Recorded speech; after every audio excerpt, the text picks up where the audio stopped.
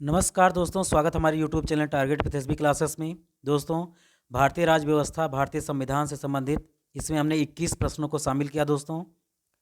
तो पहला जो आपका टॉपिक बनता है वह है टॉपिक 1, भारत का संवैधानिक विकास, जिसके अनुसार से भारत का संविधान निर्मित हुआ और इसी के चलते धीरे धीरे करके भारत की प्रशासनिक व्यवस्था क्या हुआ, धीरे धीरे सुदृढ़ यानी कि मजबूत होती गई और इसी के अकॉर्डिंग अंग्रेज लोग हमारे भारत में शासन का संचालन करते थे। तो इसमें हम स्टेप बाय स्टेप दोस्तों समझेंगे।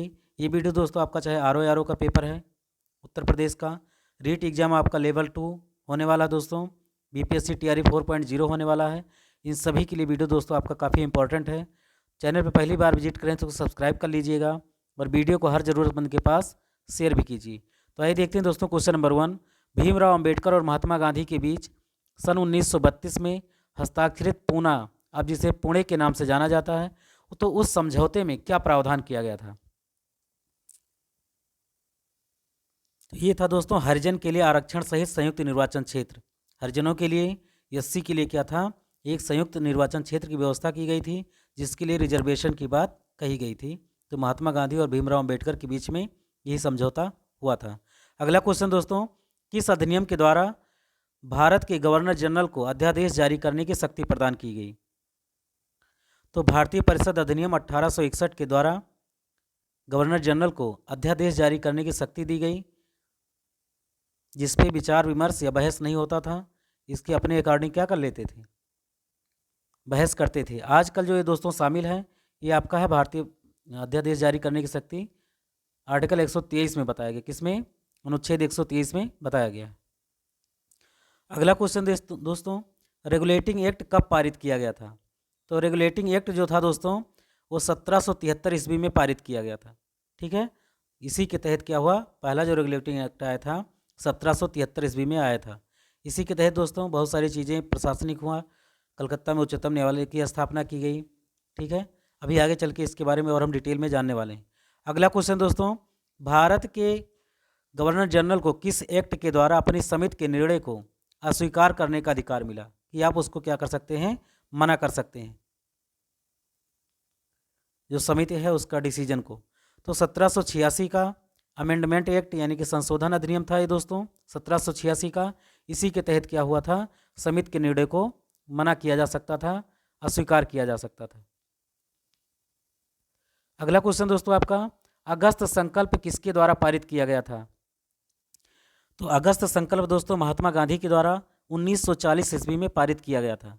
ठीक है, ये था दोस्तों आपका आज़ादी के खिलाफ लड़ने के लिए। अगला क्वेश्चन है, महारानी विक्टोरिया को भारत की साम्राज्ञी कब नियुक्त किया गया? यानी कि जो महारानी विक्टोरिया इंग्लैंड की महारानी थी, भारत की साम्राज्ञी यानी कि भारत की पूरी कह सकते हैं कि इनके अंडर में पूरा कह सकते हैं नियम कानून सब इनके अंडर में आ गया। तो ये घोषित किया गया था दोस्तों सन 1858 ईस्वी में। कब?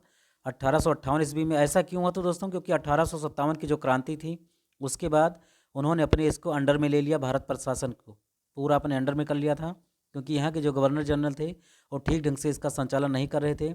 इसी के तहत क्या हुआ कि जो यहाँ के गवर्नर जनरल थे उसको वायसराय में बदल दिया गया था। ठीक है, आप इसको भी जानते हैं 1858 की उसमें अधिनियम में। अगला क्वेश्चन दोस्तों, मार्ले मिंटो सुधार बिल किस वर्ष पारित किया गया था? मार्ले मिंटो सुधार बिल किस वर्ष पारित किया गया था? तो ये था दोस्तों 1909 ईस्वी में। कब? 1909 ईस्वी में। मार्ले मिंटो सुधार का उद्देश्य क्या था? तो ये था दोस्तों पृथक निर्वाचन प्रणाली। ये क्या था दोस्तों कि हिंदू और मुसलमानों का अलग अलग जो है कह सकते हैं जनसंख्या के आधार पर जहाँ जिसकी बहुलता है उसी के अकॉर्डिंग क्या होगा, अपना अलग अलग कैंडिडेट मैदान में उतारेंगे। और इसी के तहत क्या हुआ था, भारत और पाकिस्तान के बाद में विभाजन हुआ था। ये इसका मूल स्रोत माना जाता है। 1909 की इंडियन काउंसिल एक्ट में किस बात की व्यवस्था की गई थी? तो ये किया गया दोस्तों सांप्रदायिक प्रतिनिधित्व की, धर्म के आधार पर क्या किया गया था, यहाँ पर चुनाव लड़ने की एक कह सकते हैं प्रक्रिया जो है शुरुआत किया गया। मॉन्टेग्यू चेम्सफोर्ड सुधार में किन प्रावधानों का सार्थक है? मॉन्टेग्यू चेम्सफोर्ड सुधार दोस्तों 1919 में रिलेटेड है। ठीक है,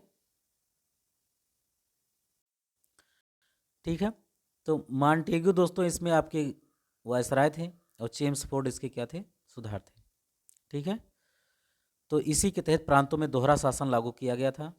ठीक है, इसका मतलब क्या था दोस्तों, शासन चलाने की जिम्मेदारी और राजस्व वसूलने की जिम्मेदारी प्रांतों में भी लागू किया गया था। क्वेश्चन नंबर 11 है, 1946 का कैबिनेट मिशन 3 मंत्रियों का उसमें नाम शामिल था, तो उनके नाम क्या क्या थे? तो उनके नाम थे दोस्तों Lord Pethick Lawrence, A B Alexander, sir Stafford Cripps. इसमें जो नाम दिया गया था दोस्तों कि उनमें किसका नाम शामिल नहीं था? कोई एक ऑप्शन और दे देगा, मॉन्टेगू दे दिएगा या कोई और दे देगा, तो आप यहीं पे कंफ्यूज हो जाएंगे। तो आपको इन तीनों नामों को क्या करना है, याद रखना है। ठीक है, अगला क्वेश्चन है, भारत का संविधान लागू होने तक स्वतंत्रता के बाद इसका शासन किसके अंतर्गत चलाया गया था? तो ये चलाया गया था दोस्तों 1935 के भारत सरकार अधिनियम के द्वारा चलाया गया था। और ये अधिनियम ऐसा अधिनियम था दोस्तों जिसमें 200 अनुच्छेद लगभग यहीं से भारतीय संविधान में 395 में से शामिल कर लिए गए। ये इतना महत्वपूर्ण था। अगला क्वेश्चन है, भारतीयों को वर्ष 1947 में सार्वभौम सत्ता सौंपने की जिम्मेदारी मतलब जो है किस नाम से जानी जाती है? तो ये था माउंटबेटन योजना। सभी लोग जानते हैं स्वतंत्र भारत के गवर्नर जनरल थे भारत के माउंटबेटन, और इन्हीं योजना के तहत भारत और पाकिस्तान का क्या हुआ था, बंटवारा हुआ था। अगला क्वेश्चन है, किस अधिनियम के द्वारा सती प्रथा का अंत किया गया? तो भारत परिषद अधिनियम 1861 के द्वारा सती प्रथा का अधिनियम जो है इसका बंद कर दिया गया, इसका अंत कर दिया गया। ये दोस्तों सती प्रथा आपका राजा राम मोहन राय और लॉर्ड विलियम बेंटिंक की सहायता से 1835 में ही समाप्त कर दिया गया था, लेकिन किस अधिनियम के द्वारा समाप्त किया गया, तब आपको 1861 ही लगाना है। अगला क्वेश्चन है, अखिल भारतीय महासंघ स्थापित करने का प्रावधान किस अधिनियम के तहत शामिल किया गया? तो अखिल भारतीय महासंघ दोस्तों आपका पूरे भारत के लिए एक संविधान 1935 भारत सरकार का अधिनियम जो था दोस्तों, इसी के तहत इसका किया गया था। भारत में सचिव का पद किसके द्वारा निर्मित किया गया था, किस अधिनियम के द्वारा? तो भारत परिषद अधिनियम 1858 के द्वारा सचिव का पद जो है इसमें निर्मित किया गया था, सेक्रेटरी का। अगला क्वेश्चन है, किस अधिनियम के तहत कोलकाता में एक उच्चतम न्यायालय की स्थापना की गई थी? तो 1773 का रेगुलेटिंग एक्ट जो था दोस्तों, इसी के तहत कलकत्ता में एक उच्चतम न्यायालय की स्थापना की गई थी। इसके जो पहले मुख्य न्यायाधीश थे एलिजाह इम्पे थे। क्या नाम था? Elijah Impey.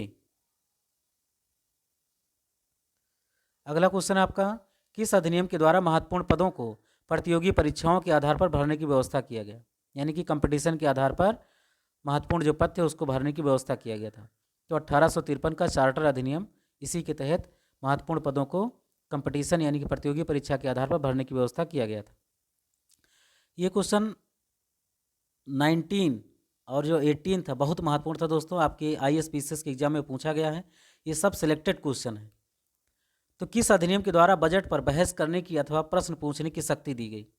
तो 1892 का जो भारत परिषद अधिनियम है, इसी के तहत बजट पर यानी कि जो आपका कितना राजस्व इनकम हो रहा है और कितना खर्च हो रहा है उस पर बहस करने की अथवा प्रश्न पूछने की शक्ति दी गई थी। तो भारत परिषद अधिनियम 1892 का भारत परिषद अधिनियम, इसी के तहत इसका प्रावधान किया गया था। अगला क्वेश्चन है दोस्तों, किस अधिनियम के तहत दास प्रथा को विधि के विरुद्ध घोषित कर दिया गया? इसका मतलब क्या था दोस्तों, जो गुलामी था उसको जो है किसके तहत, किस अधिनियम के द्वारा विधि के विरुद्ध यानी कि कानून के क्या है, खिलाफ है। तो 1833 का चार्टर अधिनियम के द्वारा क्या कर दिया गया, इसका विधि के विरुद्ध घोषित किया गया। और फिर 1843 ईस्वी में इसका उन्मूलन कर दिया गया यानी कि इसको खत्म कर दिया गया। अगला क्वेश्चन है, किस अधिनियम के द्वारा ईस्ट इंडिया कंपनी को औपचारिक रूप से भंग कर दिया गया? किस अधिनियम के द्वारा ईस्ट इंडिया कंपनी को औपचारिक रूप से भंग कर दिया गया? तो ये आपका जो सही आंसर है 1873 का अधिनियम जो था दोस्तों, इसी के तहत ईस्ट इंडिया कंपनी को भंग कर दिया गया। ईस्ट इंडिया कंपनी की स्थापना दोस्तों 1600 ईस्वी में हुआ था, अकबर के समय में इसी समय आया था, तभी से चल रहा था। लेकिन 1 जनवरी 1884 को इसको भंग कर दिया गया 1873 के अधिनियम के द्वारा। तो ये था आप सभी लोगों के बीच में 21 प्रश्न। आई होप दोस्तों आपने इसको पसंद किया होगा। ठीक है, तो मिलते हैं दोस्तों अगली वीडियो में बहुत जल्द।